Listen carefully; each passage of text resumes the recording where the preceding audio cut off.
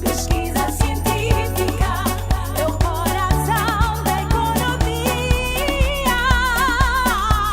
Pesquisa científica é o calor do coração.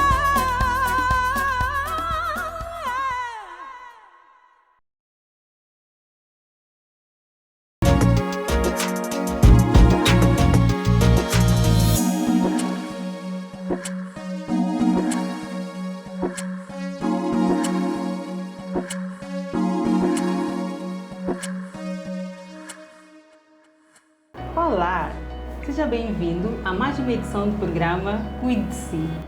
Hoje nós vamos falar sobre uma doença que é muito frequente aqui no nosso país e também em África, mas é pouco conhecida, a fibrose endomiocárdica. A fibrose endomiocárdica foi descoberta inicialmente no Uganda em 1940. Esta doença é muito frequente nos países tropicais e é uma doença relacionada com a pobreza. E nós temos muita pobreza no nosso país. Em África, ela é frequente no Uganda, onde ela foi descoberta, é frequente também na Costa do Marfim, é frequente também na Nigéria e, sobretudo, frequente em Moçambique. Para nós termos a dimensão desta doença, é só pensarmos que a prevalência da doença é de cerca de 20%. O que isto quer dizer? Que para cada 10 moçambicanos, 2 têm fibrose endomiocárdica. Se nós tivermos em conta a população de Moçambique, que é de cerca de 31 milhões de habitantes, nós dizemos 20% de 31 milhões de habitantes, vamos dizer que cerca de 6 milhões de moçambicanos têm fibrose endomiocárdica, o que é muito elevado. Então, existe muita fibrose endomiocárdica no nosso país. Para falarmos desta doença, nós temos uma convidada especial, que é a doutora Carol Neavorto. Bem-vinda, doutora Carol. Obrigada, doutora Sheila. Obrigada por esta oportunidade que me foi dada de vir aqui falar sobre fibrose endomiocárdica. É um prazer estar aqui. Para sabermos, a doutora Carol, ela é médica, ela é cardiologista, ela é mestre em saúde pública e ela desenvolveu um estudo sobre a fibrose endomiocárdica. Então, doutora Carol, falemos sobre a fibrose endomiocárdica. Diga-nos, o que é a fibrose endomiocárdica? Então, a fibrose endomiocárdica é uma doença que afeta o coração. É uma doença com a qual a pessoa não nasce, portanto é uma doença adquirida, porque existem doenças com as quais as pessoas nascem, mas depois existem aquelas que a pessoa adquire em algum momento da sua vida, e a fibrose endomiocárdica é adquirida. E em que consiste esta doença? Consiste na formação de um tecido anormal dentro do coração. Vou tentar explicar de forma muito simples para os nossos telespectadores perceberem. Nós no coração temos 3 camadas principais. Temos a camada mais externa, que se chama pericárdio, que é como se fosse uma capa que protege o coração. Depois temos a camada intermédia, que nós chamamos de miocárdio, que na verdade é o músculo, é aquela camada que faz a verdadeira função do coração, que é de se contrair. E finalmente, dentro tanto do miocárdio, na parte interna, temos uma camada que se chama endocárdio. E na verdade esta doença do coração, que é a fibrose endomiocárdica, afeta esta camada interna. Portanto, começa nesta camada interna, forma-se um tecido anormal. E o que este tecido anormal vai fazer é que ele vai interferir com a função normal do coração. A função normal do coração é de se contrair para que o sangue possa sair e possa circular, portanto, nas diferentes partes do corpo. E quando há esta doença, portanto, para o coração se contrair, ele também tem que ter capacidade de se relaxar, portanto, que é para o sangue poder entrar. E quando há fibrose endomiocárdica, por causa deste tecido anormal, ele vai fazer com que o coração não consiga se relaxar como deve ser. E se ele não se consegue relaxar como deve ser, automaticamente toda a circulação normal, toda a contratilidade também vai estar afetada. Então a fibrose endomiocárdica é uma doença que afeta o relaxamento do coração e automaticamente afeta a função do coração. Muito obrigada, doutora Carol. Mas para que o ouvinte lá em casa possa perceber, a doutora pode explicar como é que se apanha esta doença? Quais são as causas desta doença? Como é que surge esta doença? De onde vem a fibrose endomiocárdica? É uma pergunta interessante que a doutora está a fazer. E apesar desta doença ser comum em África, ser comum em Moçambique, infelizmente há muita coisa que não se sabe desta doença. Inclusive os cientistas chamam de uma doença negligenciável. Por quê? Porque é uma doença que é comum, mas não foram feitos estudos suficientes para se perceber de onde é que esta doença vem. Então, aqueles cientistas que se preocuparam em estudar a doença começaram a levantar teorias de que provavelmente a causa é esta, provavelmente a causa é aquela, mas infelizmente até hoje ainda não é conhecida uma causa. Há teorias que falam de infecções, por exemplo, pessoas que têm infecções por parasitas, como a malária. Esta infecção depois, no futuro, pode ser a origem da fibrose. Há pessoas que falam de fatores nutricionais, por exemplo, pessoas que se alimentam de determinado tipo de alimentos, como a mandioca, por exemplo, a mandioca amarga, que é muito frequente no norte do país, que é muito frequente em Inhambane. Dizem que por se consumir este alimento, depois o alimento vai causar alterações ao nível do coração. Há teorias sobre doenças autoimunes, que são doenças em que o nosso próprio organismo produz substâncias que vão atacar, portanto, o coração, que vão atacar as células do coração e vão causar esta anomalia. Há teorias que falam de fatores geográficos, por exemplo, há zonas do país, devido ao solo, devido ao clima, em que as pessoas que vivem naquela zona têm mais tendência a desenvolver esta doença. Há pessoas que falam de fatores genéticos, dizem que tem a ver com os nossos genes, dizem que é uma doença hereditária, fala-se de etnias. Então, existem muitas teorias, N teorias. Há fatores, portanto, de toxicidade, dizem que há substâncias no solo, há substâncias no ar, que podem causar, portanto, esta doença. Existem muitas teorias, mas aquilo que é verdade é que até hoje, infelizmente, não se sabe a causa. E eu acredito que nós não sabemos a causa porque não estudamos suficientemente a doença. É uma doença que é comum em África e provavelmente por não ser comum nos países desenvolvidos nunca houve este interesse, portanto, toda a comunidade em tentar perceber de onde é que a doença vem. Mas eu acredito que se um dia alguém investir, se a sociedade, portanto, os cientistas decidirem investir, vão descobrir qual é a causa da doença, mas infelizmente até hoje ainda não se sabe. E como é que nós podemos suspeitar que um paciente ou então um indivíduo normal que tem fibrose endomiocárdica, quais são os sintomas desta doença? Então, os sintomas da doença não são muito específicos, são sintomas que acontecem em muitas outras doenças adquiridas do coração, mas os principais, aqueles que nos fazem logo a priori suspeitar que o paciente possa ter essa doença são, por exemplo, a falta de ar, dificuldade para respirar. Os pacientes que têm esta doença, a dada altura, sentem que não conseguem respirar ou que têm muita dificuldade em respirar. São pacientes que se sentem muito cansados em fazerem atividades simples do dia a dia, como caminhar, como correr um pouco. Há pacientes que até têm dificuldade, portanto, sentem-se cansados quando tomam banho, quando se vestem, e alguns até mesmo em repouso, deitados, sentados, têm falta de ar. Outros sintomas são, por exemplo, palpitações, que é a sensação do coração está a bater muito rápido de forma descontrolada. Há pacientes que têm dor no peito. Há pacientes que, portanto, em estadios mais avançados da doença, desenvolvem aquilo que a gente chama de edema. Edema é um inchaço generalizado, pode ser um inchaço da face, um inchaço do abdômen.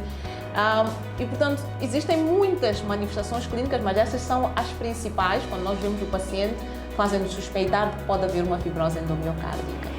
E assim, no ambiente médico, como é que nós podemos, por exemplo, fazer o diagnóstico desta doença e quais são as alternativas de tratamento que estão disponíveis? Existe realmente um tratamento que leva a um resultado bom na fibrose endomiocárdica? Então, normalmente quando chega um paciente à consulta, depois de nós escolhermos a história, ouvirmos quais são as queixas e suspeitarmos daquilo que o paciente possa ter, existem alguns exames que a gente pode pedir.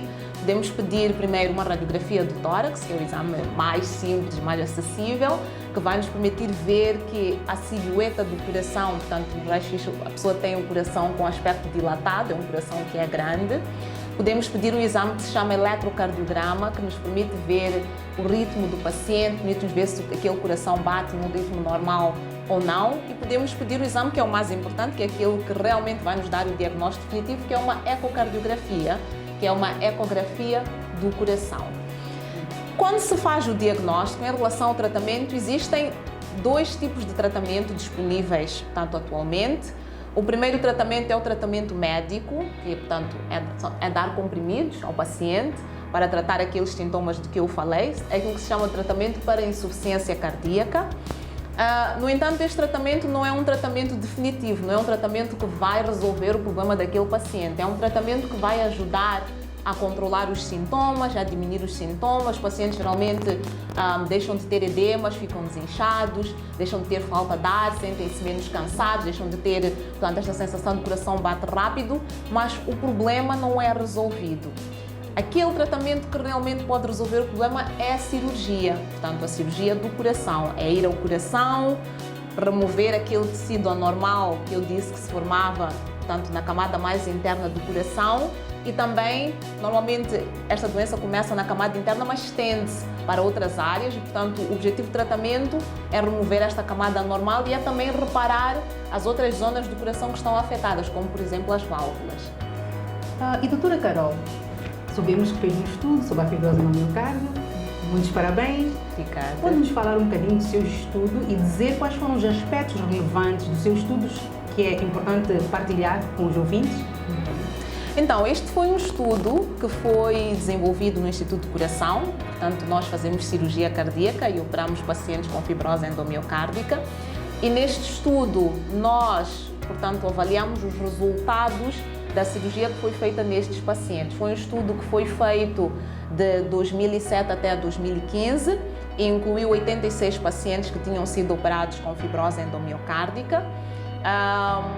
Pacientes com idade entre os 3 e os 39 anos, portanto, é uma faixa etária. Qual é a idade, normalmente, que os doentes têm, os doentes desta doença têm? Normalmente é na primeira infância, portanto, a partir dos 9, 10, 12 é a idade mediana, mas também adulto jovem. Portanto, é uma doença da juventude, mas já há pessoas com mais idade, já vimos situações de pessoas com muito mais idade, e já vimos casos também de crianças muito pequenas, com 3, 4 anos. Mas é uma doença, portanto, da primeira infância até os adultos jovens. Na verdade, são aquelas pessoas que estudam e trabalham. Sim, exatamente. Portanto, tem um handicap muito grande no nosso país. Exatamente. É uma doença que tem uma influência importante na educação e mesmo nas pessoas que podem trabalhar. E, portanto, eu estava a explicar que o estudo foi feito, portanto, nos pacientes operados e o objetivo do estudo era avaliar se a cirurgia feita naqueles pacientes tinha bom resultado ou não. Portanto, se vale a pena operar ou não estes pacientes. Vale a pena? Vale a pena, eu diria que sim, que vale a pena. É verdade que a cirurgia da fibrose é uma cirurgia difícil, é uma cirurgia que tem complicações, tem muitas complicações, complicações estas que às vezes podem implicar mesmo a morte de pacientes. Há uma percentagem de pacientes que morre mesmo no bloco operatório, alguns que morrem em período logo após a cirurgia, que é aquilo que a gente chama de pós-operatório imediato, mas a maior parte dos pacientes consegue sair deste período pós-operatório com um bom resultado. No estudo que nós fizemos, nós notamos que ao fim de 5 anos, portanto, após a cirurgia, pelo menos 70% dos pacientes que tinham sido operados ainda estavam vivos. Não é? A esperança é de podermos analisar estes números mais a longo prazo e ver o que acontece ao fim de 10, 15, 20 anos, mas pelo menos até o período que a gente conseguiu avaliar o estudo, o resultado é um resultado satisfatório, sabendo que se estes pacientes não fossem operados, muito provavelmente não continuariam vivos, porque o que a gente vê é que a história natural da doença, portanto, se temos um paciente com fibrose e não fazemos nenhuma intervenção, ao fim de 2, 3 anos depois do diagnóstico, os pacientes morrem. E este tratamento cirúrgico parece uma coisa requintada, um bocado complicada, complexa. Ele está disponível, assim, em todas as unidades sanitárias?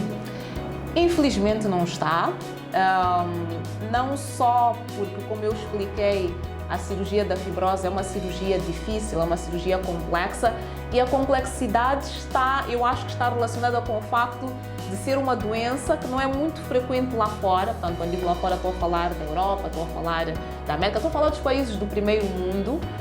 Eu acredito que se fosse lá as técnicas cirúrgicas teriam sido desenvolvidas e haveria muita gente a saber fazer a cirurgia.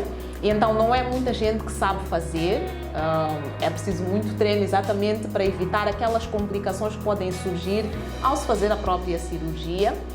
E mais ainda, também não é disponível porque a cirurgia cardíaca, de um modo geral, não é uma cirurgia fácil de fazer.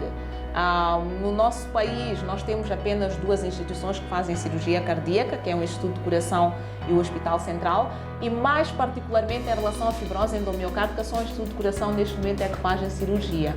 E então, a doutora esteve a falar sobre a prevalência, portanto, quase de 6 milhões de habitantes, todos eles para serem operados numa única instituição, vê-se que é um valor, portanto, irrisório. Doutora Carol, que mensagem gostaria de deixar assim para os ouvintes lá em casa? Por exemplo, se forem ver um vizinho, um amigo, um familiar e que suspeitem de fibrose endomiocárdica, o que é que deve fazer e quais são os sinais, quais são os sintomas que devem nos chamar, os sinais de alerta? Então, os sinais são aqueles que eu já tinha falado inicialmente, portanto, se virmos alguém, uma criança ou um adulto que tenha falta de ar, que tenha dificuldade para respirar, que se sinta muito cansada em atividades correntes do dia a dia, ou alguém que de repente começa a ficar inchado, portanto, com a cara inchada, com a barriga inchada, portanto, é um dos sinais que nos deve chamar a atenção. E nessas circunstâncias, aquilo que é o recomendável é esta pessoa dirigir-se ao hospital, portanto, a um centro de saúde, ou ver um clínico geral, ou mesmo ver um cardiologista, para que possam-se fazer os exames adequados, possa-se fazer o diagnóstico e o tratamento. E quais são as considerações finais que gostaria de deixar para o ouvinte lá em casa sobre a fibrose endomiocárdica? Eu queria, uma vez mais, como tinha dito a doutora Sheila, é uma doença que é comum, infelizmente não é muito conhecida, mas os sinais, portanto, como já tínhamos explicado aqui, não são difíceis de identificar. Então, sempre que vocês virem alguém que tem falta de ar, que se cansa facilmente ou que fica inchado, portanto, de repente, sem nenhum motivo, a recomendação que eu dou é que esta pessoa se dirija ao hospital, ao centro de saúde, que veja um médico ou que veja mesmo um cardiologista, para que possa fazer os exames adequados, para que se possa fazer o diagnóstico e o tratamento caso seja necessário. Muito obrigada, doutora Carol. Muito obrigada a todo telespectador que nos acompanhou neste programa e esperamos por vocês na próxima edição do Cuide de Si.